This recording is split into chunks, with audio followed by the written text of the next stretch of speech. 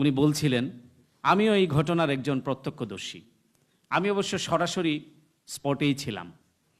আমি তখন দৈনিক ইত্তেফাকের কূটনৈতিক সংবাদদাতা। সকালবেলা আমি উঠেই বাচ্চাকে উঠিয়ে দিয়েছে, খুব ভোরে, নর্মালি একটু দেরি করে উঠি। উঠে পত্রপত্রিকা পড়ছিলাম, তাতে এরকম ঘটনা তো থাকবার কোনো কারণই নেই। হঠাৎ টেলিভিশন ছেড়ে দেখতে পেলাম যে এরকম শুধু আওয়াজ দেখাচ্ছে, ফুটেজ দেখাচ্ছে যে বিডিআরের দরবারে এরকম একটা ঘটনা ঘটেছে এবং বিডিআর বিদ্রোহ হয়েছে, এরকম একটু নিচে লেখা আসছে। তো আমি আমার চিফ রিপোর্টারকে ফোন করলাম তখন।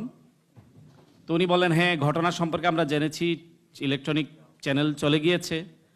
আমি একজন রিপোর্টারকে পাঠিয়েছি, ওর নাম মাহবুব জুয়েল, এখন বোধহয় রেডিও টুডের সে নিউজ এডিটর হিসেবে কাজ